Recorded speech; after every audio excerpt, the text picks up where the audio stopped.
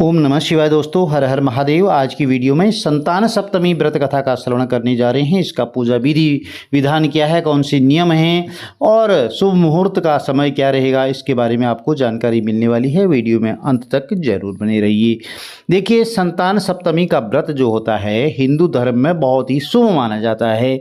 यह व्रत बच्चों की भलाई और लंबी उम्र के लिए किया जाता है, उनकी दीर्घायु के लिए किया जाता है, उत्तम स्वास्थ्य के लिए किया जाता है और संतान प्राप्ति के लिए भी रखा जाता है। इस दिन लोग माता पार्वती और भगवान शिव की पूजा करते हैं। आमतौर पर यह व्रत जो है विवाहित महिलाएं संतान की प्राप्ति के लिए भी रखती हैं और ऐसा कहा जाता है कि इस व्रत को रखने से संतान से जुड़ी हुई समस्त समस्याएं दूर होती हैं। तो प्रिय भक्तजनों, हमें जो है कोई भी व्रत रखते हैं उसके कुछ नियम होते हैं, विधि विधान होता है, उसका हम पालन करते हैं तो वह व्रत जो है बहुत ही फलदायी शुभ होता है। इस दिन माताएं बहनें भगवान भोलेनाथ की और माता पार्वती का पूजन करती हैं और इस व्रत से जुड़ी हुई आपको संपूर्ण जानकारी मिलने वाली है। सबसे पहले जानते हैं कि यह भाद्रपद मास की जो है शुक्ल पक्ष की सप्तमी तिथि को मनाया जाता है। तो वर्ष 2024 में सप्तमी तिथि पड़ने कब जा रही है?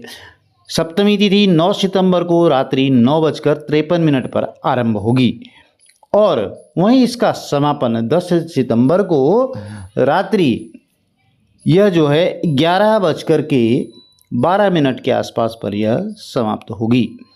तो ऐसे में यह पंचांग के आधार पर जो है संतान सप्तमी 10 सितंबर 2024 मंगलवार के दिन ही मनाई जाएगी।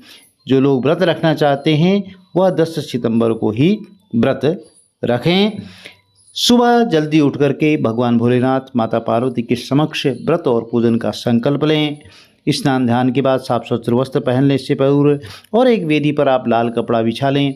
उस पर शिव परिवार की एक प्रतिमा स्थापित कर लें, एक कलश में जल भर करके रख लें।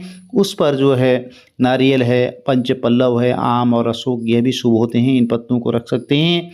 और गाय का घी, अगर आपको शुद्ध घी मिल जाए तो एक दीप प्रज्वलित कर लें। घी का फूल, चावल, पान, सुपारी आदि सब अर्पित करें। पंचोपचार, षोडशोपचार जैसे आपके पास सामग्री उपलब्ध है उसके अनुसार भगवान शिव का पूजन करें। माता पार्वती को वस्त्र हो गया, चूनर वगैरह जो अभी उनकी श्रृंगार की सामग्री है यह सब आप अर्पित कर सकते हैं।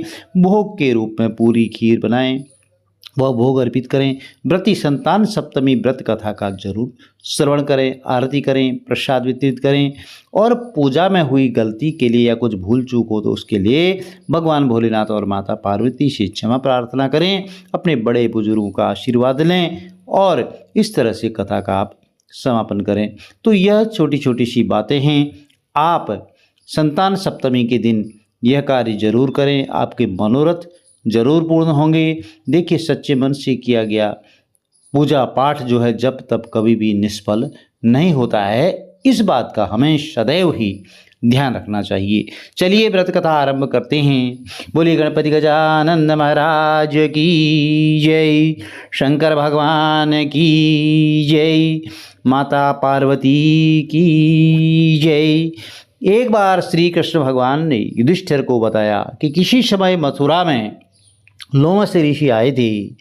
मेरे माता पिता देवकी और वासुदेव ने भक्ति पूर्वक उनकी सेवा की तो ऋषि ने उन्हें कंस द्वारा मारे गए पुत्रों के शोक से उबरने के लिए ऐसा आदेश दिया कि हे देवकी, कंस ने तुम्हारे कई पुत्रों को पैदा होते ही मारकर तुम्हें पुत्र शोक दिया है। इस दुख से मुक्त होने के लिए तुम संतान सप्तमी का व्रत करो। राजा नहुस की रानी चंद्रमुखी ने भी यह व्रत किया था, तब उसके भी पुत्र नहीं मरे।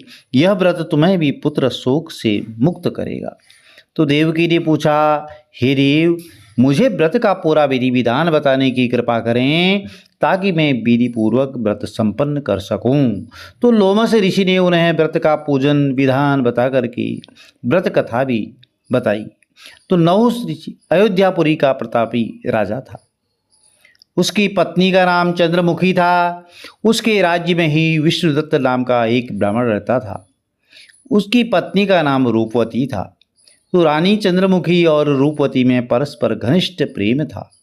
तो एक दिन दोनों सरयू में स्नान करने गई वहाँ अन्य स्त्रियां भी स्नान कर रही थी। उन स्त्रियों ने वहीं पार्वती शिव की प्रतिमा बनाकर की विधि पूर्वक उनका पूजन किया। तो तब रानी चंद्रमुखी और रूपवती ने उन स्त्रियों से पूजन का नाम और विधि विधान पूछा। तो उन स्त्रियों में से एक ने बताया कि हमने माता पार्वती सहित भगवान शिव की पूजा की है। भगवान शिव का डोरा बांधकर हमने संकल्प किया है कि जब तक जीवित रहेंगी तब तक यह व्रत करती रहेंगी, और यह मुक्ता भरण व्रत सुख और संतान देने वाला होता है। तो प्रिय भक्तजनों, जो संतान सप्तमी है इसको अलग अलग क्षेत्रों में अलग अलग नाम से जाना जाता है। कहीं पर जो है संतान के लिए सप्तमी को दुवड़ी सप्तमी कहते हैं, मुक्ताभरण सप्तमी कहा जाता है, और हो सकता है आपके क्षेत्र में कुल अलग नाम से भी जानते होंगे, पर यह संतान सप्तमी ही होती है। उस व्रत की बात सुनकर के उन दोनों सखियों ने भी जीवन पर्यंत इस व्रत को करने का संकल्प करके भगवान शिव जी के नाम का डोरा बांध लिया, किंतु घर पहुंचने पर वे इस संकल्प को भूल गई। फलतः मृत्यु के पश्चात रानी वानरी और ब्राह्मणी जो है मुर्गी की योनि में पैदा हुई। कालांतर में दोनों पशु योनि छोड़ करके पुनः मनुष्य योनि में आई। तो चंद्रमुखी मथुरा के राजा पृथ्वीनाथ की रानी बनी और रूपवती ने फिर एक ब्राह्मण के घर में जन्म लिया। इस जन्म में रानी का नाम ईश्वरी और ब्राह्मणी का नाम भूषणा था। भूषणा का विवाह राजपुरोहित अग्निमुखी के साथ हुआ। इस जन्म में भी उन दोनों में बहुत बड़ा प्रेम हो गया। व्रत भूलने के कारण ही रानी इस जन्म में भी संतान सुख से वंचित रही। प्रौढ़ावस्था में उसने एक गूंगा और बहरा पुत्र जन्मा, मगर वह भी 9 वर्ष तक जीवित होकर के मर गया। तो भूषणा ने व्रत को याद रखा था, इसलिए उसके गर्भ से सुंदर और स्वस्थ 8 पुत्रों ने जन्म लिया। रानी ईश्वरी के पुत्र शोक की संवेदना के लिए एक दिन भूषणा उससे मिलने गई। उसे देखते ही रानी के मन में डाह पैदा हो गया, जलन पैदा हो गई, ईर्ष्या पैदा हो गई। उसने भूषणा को विदा करके उसके पुत्रों को भोजन के लिए बुलाया और भोजन में जहर मिला दिया, परंतु भूषणा के व्रत के प्रभाव से उनका बाल भी बाका नहीं हुआ। इससे रानी को और भी अधिक क्रोध आया।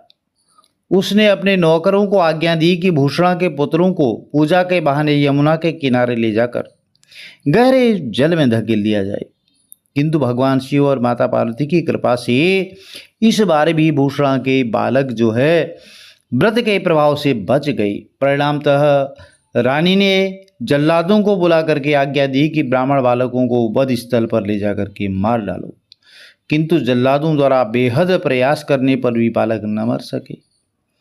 तो यह समाचार सुनकर रानी को आश्चर्य हुआ। उसने भूषणा को बुलाकर सारी बात बताई और फिर क्षमा याचना करके उससे पूछा कि किस कारण तुम्हारे बच्चे नहीं मरे आए। तो भूषणा बोली, क्या आपको पूर्व जन्म की बात स्मरण नहीं है? रानी ने आश्चर्य से कहा कि नहीं, मुझे तो कुछ याद नहीं है। तब उसने कहा कि सुनो, पूर्व जन्म में तुम राजा नहुस की रानी थी और मैं तुम्हारी सखी थी। हम दोनों ने एक बार भगवान शिव का डोरा बांध करके संकल्प लिया था कि जीवन पर्यंत संतान सप्तमी का व्रत किया करेंगी, किंतु दुर्भाग्यवश हम वह व्रत भूल गई और व्रत की अवहेलना होने के कारण विभिन्न योनियों में जन्म लेती हुई अब फिर मनुष्य जन्म को प्राप्त हुई हैं। अब मुझे उस व्रत को की याद आ गई है, इसलिए मैंने यह व्रत किया। उसी के प्रभाव से आप मेरे पुत्रों को चाहकर भी न मरवा सकी। तो यह सुनकर रानी ने ईश्वर से भी यह विधिपूर्वक संतान सुख देने वाला मुक्ताभरण व्रत रखा। तब व्रत के प्रभाव से रानी पुनः गर्भवती हुई और एक सुंदर बालक को जन्म दिया। उसी समय से पुत्र प्राप्ति और संतान की रक्षा के लिए यह व्रत प्रचलित होता है। यह व्रत पुत्र प्राप्ति, पुत्र रक्षा, पुत्र अभ्युदय और भाद्रपद के शुक्ल पक्ष की सप्तमी को यह किया जाता है। इस व्रत का विधान दोपहर तक का रहता है। वैसे तो इस दिन जाम्बवती के साथ श्याम सुंदर और उनके बच्चे सांब शिव की पूजा भी की जाती है। माताएं पार्वती का पूजन करके पुत्र प्राप्ति और उसके अभ्युदय का वरदान मांगती हैं। इस व्रत को मुक्तावरण इसीलिए कहा जाता है। तो प्रिय भक्तजनों, यह छोटी सी व्रत कथा थी। यदि आपको कथा अच्छी लगी तो चैनल को लाइक करें, शेयर करें, सब्सक्राइब करें, साथ में बेल आइकन जरूर प्रेस कर दें, जिससे आने वाली वीडियोज़ की नोटिफिकेशंस आपको ठीक समय पर मिल सके। भगवान भोलेनाथ, माता पार्वती का आशीर्वाद आपके कुटुंब में सदैव बनता रहे। जय श्री कृष्ण, राधे राधे। आपका दिन शुभ हो।